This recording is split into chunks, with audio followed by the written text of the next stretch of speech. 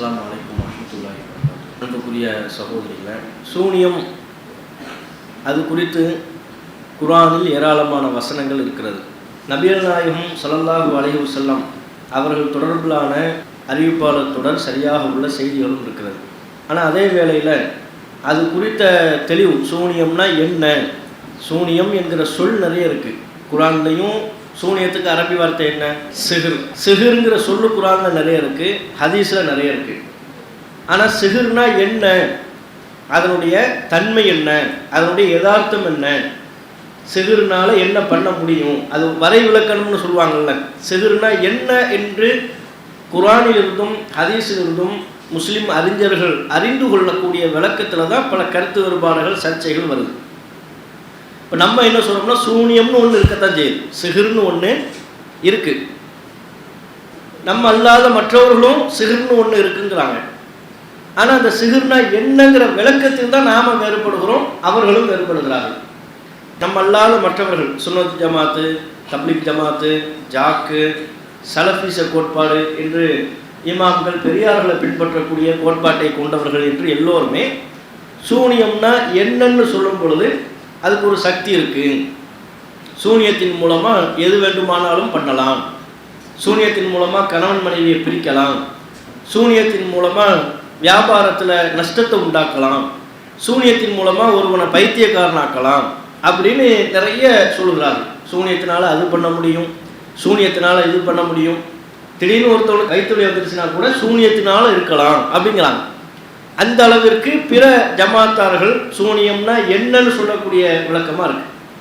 நம்மை பொறுத்தவரையும் நாம் என்ன சொல்கிறோம், சூனியத்துக்கு எந்த விதமான உண்மைத்தன்மை கிடையாது, அதுக்கு சக்தி இல்லை, அது ஒரு ஏமாத்து வேலை, கண்கட்டி வித்தை இப்படின்னு நாம் சொல்கிறோம். சூனியத்தினால எதுவுமே பண்ண முடியாது, கணவன் மனைவிக்கு மத்தியில் பிரிக்கவும் முடியாது, ஒருவருக்கு ஒரு நோயை உண்டாக்க முடியாது, ஒருவனை பைத்தியக்காரன் ஆக்க முடியாது, வியாபாரத்தில் நஷ்டத்தை உண்டாக்க அவங்க எதையெல்லாம் முடியும்னு சொல்கிறார்களோ அது எதுவுமே முடியாது, சூனியத்தின் மூலமாக எதுவுமே முடியாது அப்படின்னு நம்ம சொல்கிறோம். அப்போ இந்த இரண்டு முரண்பாடான நிலைப்பாடுகள், ஒரு சாரார் சொல்கிறாங்க சூனியத்தினால் எது வேண்டுமானாலும் முடியும் அப்படிங்கிறாங்க, நாம் சொல்கிறோம் சூனியத்தினால எதுவுமே முடியாது அப்படின்னு நம்ம சொல்கிறோம். அப்போ இந்த இரண்டில் குர்ஆன் எந்த நிலைப்பாட்டை சொல்லுது, ஹதீஸுகள் எந்த நிலைப்பாட்டை சொல்லுது, எது சரியான நிலைப்பாடுங்கிறத தெரிஞ்சுக்கிறது தான் இந்த தலைப்பினுடைய நோக்கம். இப்போ முதலாவது தான் சூனியம்னா என்னன்னு நம்ம தெரிஞ்சுக்கிறதுக்கு முன்பாக இந்த சொல்லை குர்ஆன் அருளப்பட்ட காலத்தில் எது எதுக்கெல்லாம் பயன்படுத்தியிருக்கிறாங்க அப்படின்னு பார்க்கணும். குர்ஆன் அருளப்பட்ட காலத்தில் உள்ள மக்கள் யார்? குர்ஆன் அருளப்பட்ட காலத்தில் உள்ள அரபு மக்கள் இந்த சிஹிர், சூனியம் என்கிற சொல்லை எது எதுக்கெல்லாம் பயன்படுத்தியிருக்கிறாங்க அப்படிங்கிறத நம்ம சில வசனங்களை வச்சு பார்க்கலாம். உதாரணமாக நபிமார்கள் வர்றாங்கல்ல, ஒவ்வொரு காலகட்டத்திலையும் ஆதம் அலைஹிஸ்ஸலாம் அவர்கள் முதல் கொண்டு நபிமார்கள் ஒரு சமூகத்துக்கு அனுப்பப்பட்ட, எல்லா சமூகத்துக்கும் தூதர்கள் அனுப்பப்பட்டாங்க. எல்லா காலகட்டத்திலையும் நபிமார்கள் பிரச்சாரம் பண்ணும் பொழுது அல்லாஹ் ஒருத்தனை தான் வணங்கணும், அல்லாஹ்வை தவிர்த்து வேறு யாரையுமே வணங்கக்கூடாது அப்படின்னு சொல்லும் பொழுது அந்த நபிமார்களை சூனியக்காரன்னு விமர்சனம் பண்ணாங்க. அந்த நபிமார்களை எல்லா காலத்திலையும், ரசூலுல்லாஹ் குர்ஆன் அருளப்பட்ட காலத்தில் மட்டும் கிடையாது, எல்லா காலத்திலையும் ஒரு இறை தூதர் அல்லாஹ்வின் புறத்திலிருந்து அருளப்பட்ட செய்தியை மக்களுக்கு சொல்லும் பொழுது அந்த இறை தூதரை என்னன்னு சொல்லிடுறாங்க, சூனியக்காரர், இவர் சூனியக்காரர் அப்படின்னு சொல்றாங்க. ஏன் சொல்றாங்க, எதுக்கு சொல்றாங்க? ரெண்டாவது, அப்போ அந்த சொல்ல அதற்கு முன்பே புழக்கத்தில் உள்ள ஒரு சொல்லா இருக்கு. ஒரு தூதர் பிரச்சாரம் பண்ணும் பொழுது இவரை நம்பாதீங்க, இவர் சூனியக்காரர் அப்படிங்கிற சொல்லை பயன்படுத்தியிருக்கிறார். குர்ஆன்ல அது குறித்து அல்லாஹ் நமக்கு சொல்றான், கதாலிக்கமா அத்தல்லதீன மின் கப்லிஹிம் ரசூல், இதற்கு முன்பு எந்த தூதர் இவர்களிடத்தில் வந்தாலும் இல்லா காலு சாஹிரும் அவ் மஜ்னூன், அவர்கள் சூனியக்காரர் என்று சொல்லாமல் இல்லை, பைத்தியக்காரர் என்று சொல்லாமல் இல்லை. எந்த இறை தூதர் பிரச்சாரம் பண்ணாலும் அந்த இறை தூதர் என்னன்னு சொல்லியிருக்கிறாங்க, சூனியக்காரன் சொல்லியிருக்கிறாங்க. இது சூரத்து தாரியாத், அது தாரியாத் என்கிற அத்தியாயத்தில் 52வது வசனம். இரண்டாவது, தூதர்களை சூனியக்காரர்னு சொல்றாங்க ஒன்று. ரெண்டாவது என்னன்னு பார்த்தா, அந்த தூதர்கள் அல்லாஹ் அவங்களுக்கு வழங்கியிருக்கிற அனுமதியின் பேரில், அல்லாஹ்வினுடைய அற்புதத்தின் பேரில் அற்புதங்கள் நிகழ்த்துறாங்கல்ல. எல்லா இறை தூதர்களுக்கும் அற்புதம் வழங்கப்பட்டிருந்துச்சு, எல்லா இறை தூதர்களும் அற்புதங்கள் பண்ணாங்க. ஈசா அலைஹிஸ்ஸலாம் அவங்க அற்புதம் பண்ணாங்க, மூசா அலைஹிஸ்ஸலாம் அவங்க அற்புதம் பண்ணாங்க, சாலிஹ் அலைஹிஸ்ஸலாம் அவங்க அற்புதம் பண்ணாங்க, ரசூல் ஸல்லல்லாஹு அலைஹி வஸல்லம் அவங்களும் அற்புதங்கள் பண்ணியிருக்கிறாங்க. அற்புதம் வழங்கப்படாம எந்த இறை தூதருமே கிடையாதுட்டாங்க. அப்போ இறை தூதர்கள் அவங்கவுங்க சமுதாயத்திற்கு தான் ஒரு இறை தூதர் தான் என்பதை நிலைநாட்டுவதற்கு அற்புதங்கள் செய்கின்ற பொழுது அந்த அற்புதங்களை அந்த மக்கள் நம்ப மறுத்தாங்க. இதெல்லாம் அற்புதம் இல்லை அப்படின்னு நம்ப மறுத்தாங்க. அந்த அற்புதங்களை நம்ப மறுக்கின்ற பொழுது அதுக்கு அவங்க பயன்படுத்திய வார்த்தையும் இதுதான், சிஹர், சூனியம் அப்படின்னாங்க. தூதரை சூனியக்காரர் நாங்க நல்லா விளைக்கணும். தூதர்களை சாஹிர், சூனியக்காரர் அப்படின்னாங்க. அவங்க பண்ண அற்புதத்தை சிஹர், சூனியம் அப்படின்னு சொன்னாங்க. அவங்களுக்கு அவங்க ஒரு அற்புதங்கள் செய்கின்ற பொழுது அந்த அற்புதங்களை நம்ப மறுக்கின்ற பொழுது இந்த இதையெல்லாம் நம்ப முடியாது, இதெல்லாம் அற்புதம் இல்லை, இது சிஹரு, இது சூனியம் அப்படின்னு சூனியம் என்கிற சொல்லை சொல்லித்தான் இறை தூதர்கள் செய்த அற்புதங்களை மறுத்தாங்க. அது குர்ஆன்ல நிறைய இடங்கள்ல வருகிறது. உதாரணமா அன்ஆம் என்கிற அத்தியாயத்தில் 7வது வசனம், அதில் அல்லாஹ் சொல்கிறான், வலவு நஸ்ஸல்னா அலைக்க கிதாபன் ஃபி கிர்தாசின், நபியே உமக்கு வேதத்தை புத்தக வடிவில் நாம் வழங்கியிருந்தாலும், பேப்பர் வடிவில் உமக்கு நாம் வழங்கியிருந்தாலும், ஃபல மசூஹு பி ஐதீஹிம், அதை அவர்கள் தங்களுடைய கரங்களால் தொட்டு பார்த்தாலும். ரசூல் ஸல்லல்லாஹு அலைஹி வஸல்லம் அவர்களுக்கு குர்ஆன் எப்படி அருளப்பட்டுச்சு? ஓசை வடிவத்தில் தான் அருளப்பட்டுச்சு. ஓதுவாங்க, ஜிப்ரீல் அலைஹிஸ்ஸலாம் அவங்க குர்ஆனை ஓதுவாங்க, ரசூலுல்லாஹ்வுடைய உள்ளத்தில் அது பதிவாகும், ரசூலுல்லாஹ் அதை ஓதி மக்களுக்கு தெரிவிப்பாங்க. அப்போ ரசூலுல்லாஹ்வுக்கு எப்படி அருளப்படலை? புத்தகமாக அருளப்படலை, புக்கா பேப்பராக அருளப்படலை. ஆனால் முந்தைய சமூகத்தில் உள்ள பல தூதர்களுக்கும் எப்படி வழங்கப்பட்டிருக்கிறது? ஏடுகளாக வழங்கப்பட்டிருக்கு. அதுக்கு என்ன ஆதாரம்? சுஹுஃபி இப்ராஹிம வ மூசா, இப்ராஹிம் மற்றும் மூசாவின் ஏடுகளில் இது உள்ளது அப்படின்னு சொல்லி வருகிறது. அப்போ மூசா அலைஹிஸ்ஸலாம் அவங்களுக்கு தௌராத்து பலகை, தௌராத் வழங்கப்படுகின்ற பொழுது என்னென்ன சொல்லப்படுது குர்ஆன்ல? பலகை வழங்கப்படுச்சு. அந்த சமுதாயம் காளைக்கன்றை வணங்கும் பொழுது அந்த பலகையை தூக்கி வீசினாரு அப்படிலாம் வருதுல்ல. அப்போ முந்தைய இறை தூதர்களுக்கு வேதங்கள் புத்தகமா பேப்பர் வடிவத்தில் அருளப்பட்டிருக்கிறது. குர்ஆன் அப்படி அருளப்படலை. அப்போ குர்ஆனை ரசூலுல்லாஹ் ஓசை வடிவில் எடுத்து சொல்லும் பொழுது அந்த மக்கள் என்னன்னு கேட்டாங்க, நீங்க என்ன ஓதி காட்டுறீங்க, ஓசை வடிவத்தில் சொல்றீங்க, ஒரு புக்கா நீங்க எங்களுக்கு தாங்க அப்படின்னு கேட்டாங்க. மறுக்கும் பொழுது அதுக்கு அல்லாஹ் ரிப்ளை பண்றான். என்ன ரிப்ளை பண்றான்? உலவு நஸ்ஸல்னா அலைக்க கிதாபன் ஃபி கிர்தாசின் ஃபல மசூஹு பி ஐதீஹிம், அவங்க சொன்ன மாதிரி உங்களுக்கு நம்ம புத்தக வடிவத்தில் தந்து அவன் கையால் தொட்டு பார்த்தா கூட, தொட்டு பார்க்கறதுங்கிறது எதுக்கு? பேப்பர் தான், புத்தக வடிவத்தில் தான் அருளப்பட்டிருக்குன்னு கன்ஃபார்ம் பண்ணுறது. கையால் தொட்டு பார்த்தா கூட இல்லை காலல்லதீன கஃபரு இன்ஹாதா இல்லா சிஹ்ரும் முபீன், இறை மறுப்பாளர்கள் சொல்வார்கள் இது தெளிவான சூனியம், சூனியம் பண்ணிட்டாரு. அவன் கேட்டது தான் நடந்திருக்கு, அவன் தான் கேட்டான், பேப்பர் வடிவத்தில் இருந்தால் நாங்கள் நம்புவோம்ல அப்படின்னா. அவங்க கேட்குற மாதிரி அல்லாஹ் வந்து சொல்கிறான், அப்படியே ஒரு பேச்சுக்கு நடந்தாலும் உங்களுக்கு புத்தக வடிவத்தில் தந்தா கூட அப்பவும் இவன் நம்ப மாட்டான், நம்ப மறுப்பான். நம்ப மறுக்கின்ற பொழுது எதை சொல்லி மறுப்பான்? சிஹர், இது சூனியம் அப்படின்னு சொல்லி மறுக்கிறான். அப்போ ஒவ்வொரு இது மாதிரி எல்லா விதமான இறை தூதர்கள் செய்த அற்புதங்களை சிஹர், சூனியம் அப்படின்னு சொல்லி தான் மறுத்தாங்க. அது மாதிரி தூதர்கள் ரசூல் ஸல்லல்லாஹு அலைஹி வஸல்லம் அவங்க மக்களுக்கு செய்த பிரச்சாரம், ரசூலுல்லாஹ் முதல் கொண்டு எல்லா இறை தூதர்களும் மக்களுக்கு செய்த பிரச்சாரம், இந்த உலக வாழ்க்கை நிரந்தரமானது கிடையாது, இதுக்கப்புறம் ஒரு வாழ்க்கை இருக்கு, நீங்கள் எல்லாருமே மரணத்திற்கு பிறகு திருப்ப உயிர் கொடுத்து எழுப்பப்படுவீங்க அப்படின்னு சொன்னாங்க. அந்த மரணத்திற்கு பிறகு திரும்ப உயிர் கொடுத்து எழுப்பப்படுவதையும் அந்த மக்கள் மறுத்தாங்க. ரசூலுல்லாஹ் காலத்தில் உள்ள மக்களும் மறுத்தாங்க, ஏற்றுக்கலை. அது குறித்து அல்லாஹ் சொல்கிறான், வலையின் குல்த, நபியை நீங்கள் சொன்னால், இன்னக்கும் மபூஸூன மின் பஅதில் மௌத்தி, மரணத்திற்கு பிறகு நீங்கள் எழுப்பப்படுவீர்கள் என்று சொன்னால், லயகூலன்னல்லதீன கஃபரு இன் ஹாதா இல்லா சிஹ்ரும் முபீன், இது வந்து ஹூதுங்கிற அத்தியாயத்தில் 7வது வசனம். இறை மறுப்பாளர்கள் கூறுகிறார்கள் இது தெளிவான சூனியம் தான், அதெல்லாம் சூனியம், அப்படிலாம் நடக்காது. எப்படி சொல்கிறார்கள்? மரணத்திற்கு பிறகு ஒரு வாழ்க்கை இருக்கு, நீங்க உயிர் கொடுத்து எழுப்பப்படுவீங்க அப்படின்னு ரசூல் ஸல்லல்லாஹு அலைஹி வஸல்லம் அவங்க பிரச்சாரம் பண்ணும் பொழுது அதெல்லாம் ஏற்றுக்க முடியாது, நீங்கள் சொல்வது சூனியம்ங்கிறாங்க. அப்போ இப்படி பல்வேறு நேரங்களில் இறை தூதர்கள் செய்த அற்புதங்களை சூனியம்னு சொல்லியிருக்கிறாங்க. இறை தூதர்கள் செய்த பிரச்சாரத்தை, என்ன பிரச்சாரத்தை?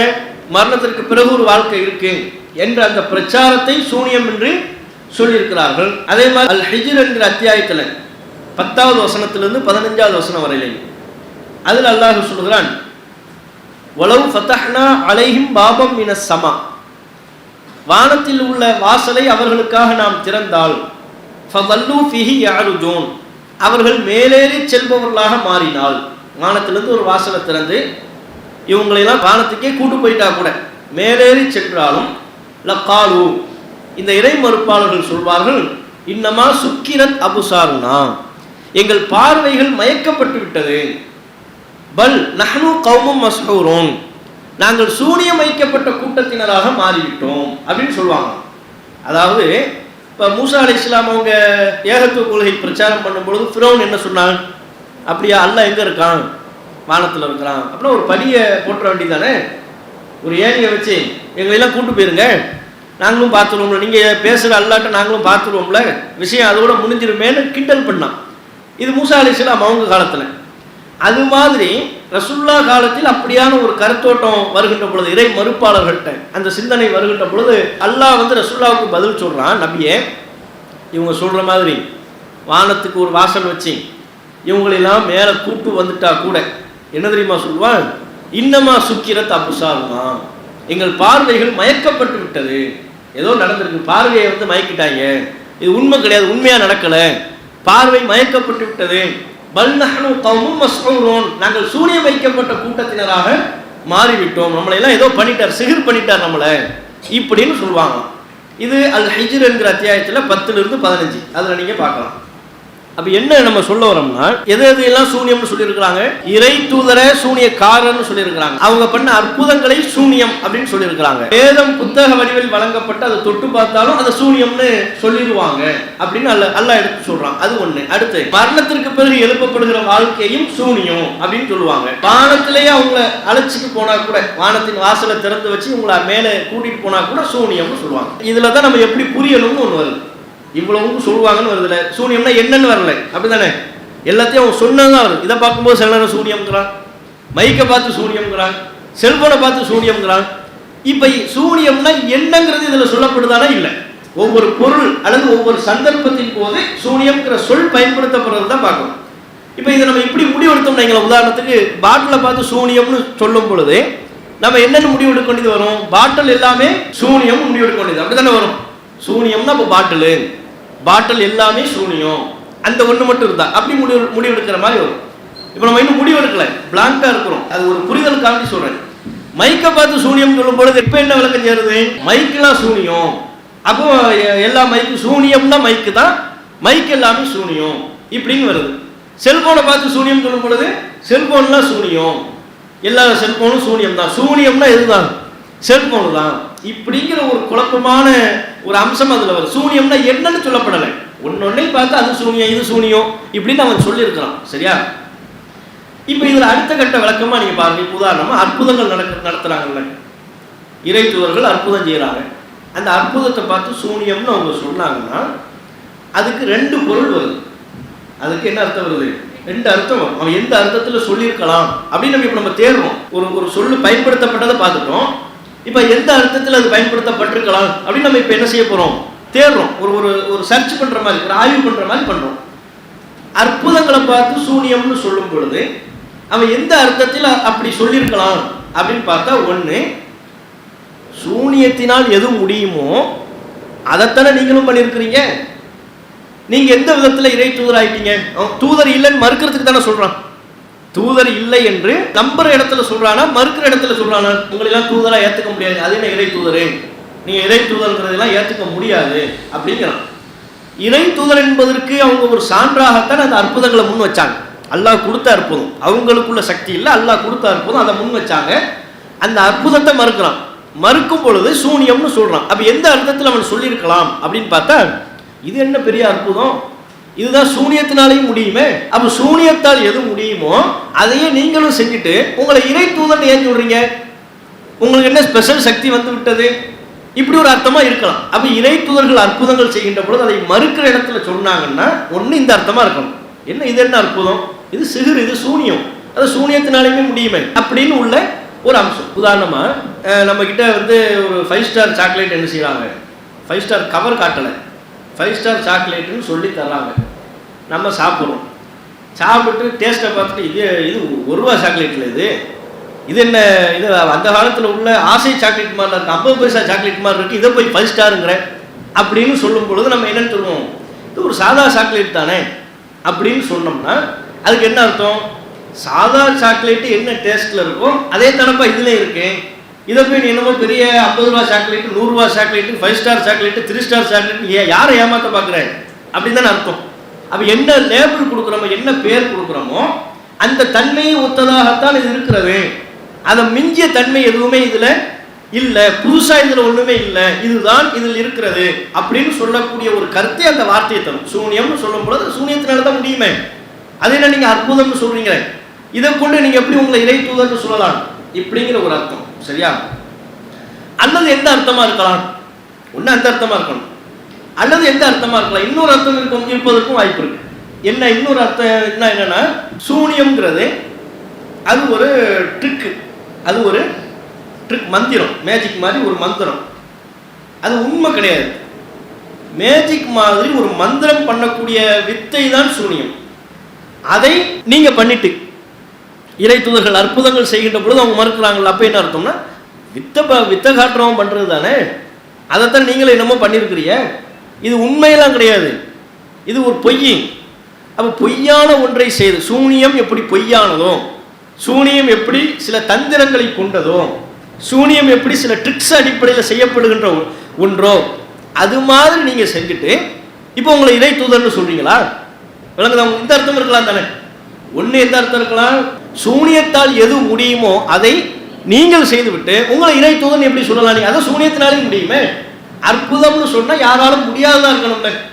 நான் அற்புதம் செய்கிறேன் அப்படின்னு சொன்னா எங்க அற்புதம் செஞ்சு காட்டுங்க, இந்த பாருங்க செல்போனை தூக்கிட்டேன் பாருங்க இப்படின்னா இது எல்லாரும் தானப்பா தூக்குவான், இது ஒரு பெரிய விஷயமா? செல்போனை தூக்குறது ஒரு அற்புதமா?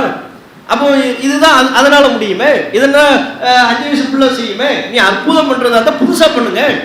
அப்ப புதுசா ஏதாவது பண்ணுங்கிற கருத்தில் சூனியத்தால் எது முடியுமோ, உண்மையிலேயே முடியும், சூனியத்தால் உண்மையிலேயே எது முடியுமோ அதை நீங்கள் செய்துவிட்டு எப்படி நீங்க அற்புதம்னு சொல்லலாம்ங்கிற கருத்தில் சொல்லியிருக்கலாம் இறை மறுப்பாளர்கள். ஒன்று. ரெண்டாவது, சூனியம்ங்கிறது அப்படிலாம் அதுக்கு ஒரு உண்மைத்தன்மைலாம் இல்லை, அது ஒரு வித்தை, அது சில தந்திரங்களின் அடிப்படையில் செய்யப்படுவது. தந்திரங்களின் அடிப்படையில் செய்யப்படுகின்ற சூனியத்தை நீங்கள் செய்துவிட்டு தந்திரங்களின் அடிப்படையில் செய்யக்கூடிய ஒரு வித்தையை நீங்கள் கற்றுவிட்டு அதையே நீங்களும் செய்து கொண்டு உங்களை இறை தூதர்னு சொல்றீங்களா? உங்களுக்கு அதனால தான் தூதர்கள் என்ன சொல்லியிருக்கிறாங்க, சாகிரும், இவங்களாம் சூனியக்காரர்கள், தூதர்கள் கிடையாது, சூனியக்காரங்க. தந்திரங்கள் கத்திருக்கிறாங்க, வித்தையை கத்திருக்கிறாங்க. நம்ம ஊர்ல அது மாதிரி நிறைய பேர் இருக்கிறாங்களா, அது மாதிரி இவங்களும் சூனியம் என்கிற அந்த வித்தையை கற்றுக்கொண்டு அதை செய்துவிட்டு அது மூலமா நம்ம கண்ணை அதனால தான் என்னன்னு சொன்னாங்க, அந்த பேப்பர் வடிவத்தில் உள்ளதை தொட்டு பார்த்தா கூட சூனியம்னு சொல்லிடுவாங்கன்னு வருதுல. அதெல்லாம் எதை காட்டுகிறது, எந்த பொருள் அதில் இருப்பதற்கான வாய்ப்பை உறுதிப்படுத்துது. இது ஏதோ ஒரு தந்திரம் தான் பண்ணியிருக்கிறீங்க, உண்மை கிடையாது அப்படின்னு சொல்லிடுவாங்க. இது ஒரு சில ட்ரிக்ஸ். அப்ப தந்திரங்களின் மூலமாக செய்யக்கூடிய ஒன்றை நீங்களும் செய்து கொண்டு அந்த தந்திரத்தை நீங்கள் கற்றுக்கொண்டு உங்களை இறை தூதர்னு சொல்றீங்களா? இப்படி ஒரு அர்த்தம் இருப்பதற்கும் அதுல வாய்ப்பு இருக்கு. இரண்டில் எந்த அர்த்தம் அப்படின்னு நம்ம அவன் எந்த அர்த்தத்தில் சொன்னான்ங்கிறத நம்ம தீர்மானிக்க முடியாது. அவன் எந்த அர்த்தத்தை நாடி இருந்தா நமக்கு தெரியுமா? ரெண்டு அர்த்தமும் அதுல இருக்கு, ரெண்டு புரிதலும் அதுல இருக்கு. இன்னைக்கு சூனியத்துக்கு சக்தி இருக்குன்னு சொல்றவங்கெல்லாம் இறை மறுப்பாளர்கள் பயன்படுத்திய வார்த்தையை தான் என்ன செய்யறாங்க, ஆதாரமா காட்டுறாங்க. பாருங்க, அற்புதங்கள் செய்யப்படுகின்ற பொழுது அதை சூனியம்னு சொன்னாங்கல்ல. அப்ப சூனியத்துக்கு என்ன இருக்கு, சக்தி இருக்கு. சூனியத்தின் மூலமா சந்திரனை ரெண்டா பிளக்கலாம், சூனியத்தின் மூலமா கடல்ல வலிய உண்டாக்கலாம், சூனியத்தின் மூலமா நோய் நொடிய நீக்கலாம், சூனியத்தின் மூலமா ஒரு நோயை உண்டாக்கலாம் இப்படின்னு சொல்றாங்க. எதை ஆதாரமா காட்டி? இறை மறுப்பாளர்கள் சொன்னதை ஆதாரமாக காட்டி சூனியம்னா என்னன்னு விளங்க வர்றாங்க. விளங்குதா உங்களுக்கு? அப்ப இப்ப நம்ம என்ன பார்க்கணும்னா, சரி ரெண்டு அர்த்தமும் வருது, அவன் எல்லாத்தையும் சூனியம்னு சொல்லியிருக்கிறான், சூனிய காரணம்னு சொல்லியிருக்கிறான், அப்படி மாத்தி மாத்தி சொல்றான்னு ரெண்டு அர்த்தமும் அதுல புரிதல் இருக்கு. நாம ஒரு முடிவு எடுக்கும் பொழுது, நம்ம கொள்கையாக முடிவு எடுக்க போறோம், சூனியம்னா என்ன என்கிற ஒரு கொள்கையாக நாம முடிவு எடுக்கும் பொழுது இறை மறுப்பாளர்கள் என்ன சொன்னான்ங்கிறதை வைத்துக் கொண்டு, அவன் எந்த புரிதலில் சொன்னான் என்பதை வைத்துக் கொண்டு நம்ம கொள்கையை முடிவு பண்ணக்கூடாது. ஒரு பொருள் குறித்து இது என்ன, இந்த பொருள் என்ன நம்ம நம்பணிப்போம். இந்த பொருள் என்னன்னு இறை மறுப்பாளன் சொல்றான், அவன் என்ன செய்யறான், இதுதான் ஆப்பிள் போனு அப்படிங்கிறான். உதாரணத்துக்கு இதுதான் ஆப்பிள் போனு அப்படின்னு இறை மறுப்பாளர் சொல்றான். இறை மறுப்பாளர்கள் எல்லாரும் இது ஆப்பிள் போன், இது ஆப்பிள் போனுங்கிறாங்க. அதை வைத்துக்கொண்டு சரி இதுதான் ஆப்பிள் போனு நான் நம்புறேன், என்னப்பா ஆதாரம்? அதான் இறை மறுப்பாளர்கள் சொன்னாங்கல்ல, இதை பார்த்து அன்னைக்கே 1400 வருஷத்துக்கு முன்னாடி இது என்னன்னு சொல்லிட்டாங்க, ஆப்பிள் போனுன்னு அவன் சொன்னது அல்லாஹ் குர்ஆன்ல எடுத்து சொல்றான்ல. அப்போ அதனால இது ஆப்பிள் போனு இப்படி நம்ம நம்புவது முறையா? இதே பொருள் குறித்து இறை மறுப்பாளன் சொன்னதை தூரமா ஒதுக்கி வச்சுட்டு அல்லாஹ் இந்த பொருளை பத்தி என்ன சொல்றான், ரசூல்லா இந்த பொருளை பத்தி என்ன சொல்றாங்க அப்படின்னு இருக்குல்ல. ஒரு பொருள் குறித்து இறை மறுப்பாளர்கள் ஒன்று சொல்லுவாங்க, அல்லாஹ் ஒரு பார்வையை முன்வைப்பான், ரசூல் ஒரு பார்வையை முன்வைப்பாங்க. அப்ப அல்லாஹ் என்ன சொல்கிறான், ரசூல்லா இந்த பொருளை பத்தி என்ன சொல்றாங்க, அதை நம்முடைய கொள்கை முடிவா எடுப்பது சரியா? ரெண்டில் எது சரி? அல்லாஹ் ரசூல் என்ன சொன்னாங்க? இறை மறுப்பாளர் நீங்க சொன்ன அர்த்தத்துல தான் சொல்லியிருக்கிறான். இது அவன் ஆப்பிள் போன் தான் சொல்லியிருக்கிறான். உதாரணத்துக்கு அற்புதங்களை சூனியம்னு சொல்லியிருக்கிறான். சூனியத்தினால் அது முடியுங்கிற கருத்தில் கூட அவன் சொல்லியிருக்கலாம் தான், மாற்று கருத்து இல்லை. ஆனால் அவன் அப்படி சொன்னான் என்பதை வைத்துக் கொண்டு சூனியத்துக்கு சக்தி இருக்குன்னு நம்ம முடிவெடுக்கணுமா? சூனியத்தை பற்றி அல்லாஹ் வேறு இடங்கள்ல என்ன சொல்றான்? தன் பார்வையாக, இறை மறுப்பாளர்களின் பார்வையாக அல்லாமல் தனது பார்வையாக அல்லாஹ் சூனியத்தை பற்றி என்ன பதிவு பண்ணியிருக்கிறான் அப்படின்னு பார்க்கணும்ல. அதை பார்த்து அதைத்தான் நம்முடைய கொள்கையா நம்ம என்ன செய்யணும், எடுத்துக்கொள்ளணும். உதாரணத்துக்கு ஃபிரௌன் என்னன்னு சொன்னா, தன்னை அன ரப்புக்குமுல் அஅலா, நான் தான் உயர்ந்த இறைவன், மேலான இறைவன். தன்னை இறைவன் சொல்லல, உங்களுடைய உயர்ந்த மேலான இறைவன் நான் தான் அப்படின்னா. அவன் அப்படி சொன்னாங்கிறது நமக்கு எப்படி தெரியும்? சொன்னது அல்லாஹ் நமக்கு என்ன செய்யறான், எடுத்து சொல்றான். இப்போ ஒருத்தர் என்ன செய்யறாரு, அன ரப்புக்குமுல் அஅலாங்கிறார், நான் தான் உயர்ந்த இறைவன் அப்படிங்கிறார். ஏன்பா இப்படி சொல்றேன்? அதான் ஃபிரௌன் சொல்லியிருக்கிறான்ல, ஃபிரௌன் சொன்னதை அல்லாஹ் சொல்லி காட்டிட்டான்ல. ஃபிரௌன் சொன்னதை அல்லாஹ் சொல்லி காட்டினதுனால நாமும் அதை என்ன செய்யலாம், சொல்லலாம். அன ரப்புக்குமுல் அஅலா, நான் உயர்ந்த இறைவன் என்று நம்ம சொல்லலாம். ஏன்னா ஃபிரௌன் சொன்னது அல்லாஹ் குர்ஆன்ல பதிவு பண்ணிட்டான்ல. அப்படின்னு பேசினா அது எவ்வளவு முட்டாள்தனமானது, அது எவ்வளவு தவறானது, பிழையானது. ஏன் ஃபிரௌன் சொன்னா சரி, ஃபிரௌன் சொன்னதை பத்தி அல்லாஹ் என்ன சொன்னான் அப்படிதானே பார்க்கணும். ஃபிரௌன் தன்னை அன ரப்புக்குமுல் அஅலா, நான் உயர்ந்த இறைவன் என்று சொன்னான். ஃபிரௌன் அவ்வாறு சொன்னதை பற்றி அல்லாஹ் என்ன சொன்னான்? அது சரின்னு சொன்னானா தப்புன்னு சொன்னானா? தப்புன்னு தானே சொன்னான். அப்ப அல்லாஹ் இறை மறுப்பாளர்கள் கூற்றை, இறை மறுப்பாளர்கள் சொன்ன கருத்துக்களை சில நேரங்களில் நமக்கு எடுத்து சொல்லுவான். அதை வைத்து கூட நம்ம முடிவெடுக்க கூடாது. அப்படி எடுத்து சொல்லிவிட்டு எங்காவது ஒரு இடத்துல அவர்கள் சொன்னது சரியா தப்பா, அது சரியா தப்பா நல்ல ஒரு முடிவு சொல்றாங்க, முடிவை வைத்து தான் நம்ம ஏற்றுக்கணும். இஸ்லாம் மற்றும் சமுதாய செய்திகளை அறிந்து கொள்ள தமிழ்நாடு தௌஹீத் ஜமாஅத் யூடியூப் பக்கத்தை உடனடியாக சப்ஸ்கிரைப் செய்து கொள்ளுங்கள். மேலும் பெல் பட்டனையும் கிளிக் செய்து கொள்ளுங்கள்.